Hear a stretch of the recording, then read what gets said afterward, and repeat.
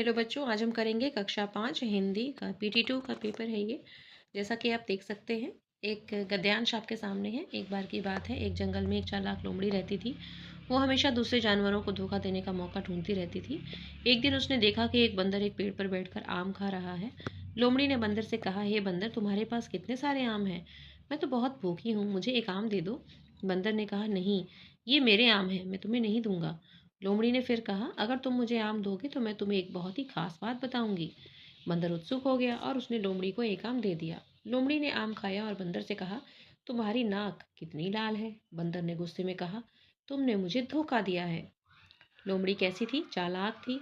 बंदर क्या कर रहा था? पेड़ पर बैठकर आराम कर रहा था और आम खा रहा था।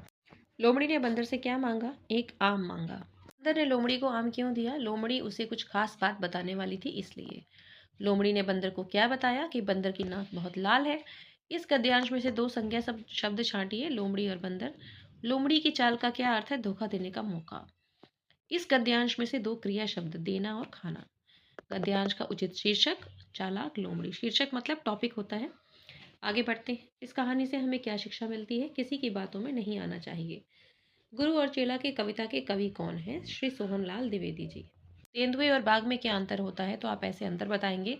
बाघ आकार में बड़ा होता है, तेंदुआ आकार में छोटा होता है।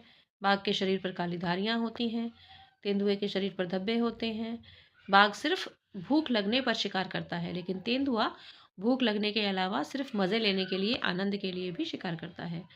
चावल से बनने वाली विभिन्न प्रकार की खाद्य वस्तुएं, खीर, पुलाव, बिरयानी, डोसा, इडली, खिचड़ी, ये सब बनाए जाते हैं। आगे बढ़ते हैं व्याकरण की तरफ। आंखों का तारा यानी कि बहुत प्यारा। सूरज शब्द के दो पर्यायवाची हैं, सूर्य और दिनकर। वचन बदलो, रोटी रोटियां, तरकीब तरकीबें, प्रकाश, आरंभ, ये स्पेलिंग को ठीक करना है। राधा बहुत तेज दौड़ती है। इस वाक्य में क्रिया विशेषण, तो क्रिया विशेषण होकर क्रिया कैसे हो रही है, यानी कि बहुत तेज। क्रिया है दौड़ती, तो बहुत तेज क्या हो गया? क्रिया विशेषण। अपनी दादी माँ के बारे में 5 वाक्य लिखना है, तो हम इस तरह से लिख सकते हैं। मेरी दादी माँ का नाम श्रीमती। नाम बताएंगे, वे कितने वर्ष की हैं? वे बहुत चुस्त महिला हैं। वे सुबह जल्दी उठकर सैर पर जाती हैं। वे पूजा पाठ करती हैं और सभी को प्रसाद देकर ही घर से विदा करती हैं। आगे बढ़ते हैं वर्तनी की तरफ। सही शब्द पर गोला लगाइए। खुशबूदार, तो ख में छोटा ऊ और ब में बड़ा ऊ होता है। जिसकी कभी मृत्यु ना हो, अमर, जो कभी बूढ़ा ना हो, अजर। बादशाहत और दफ्तर, ये शब्द है। तुम कहाँ जा रही हो, ये सही है इसका। और 69 को 69 बोलते हैं और 13 को 13। तो मुझे उम्मीद है आप इसको लिख कर पढ़ेंगे ताकि आपकी स्पेलिंग मिस्टेक्स भी ठीक हो जाएंगी।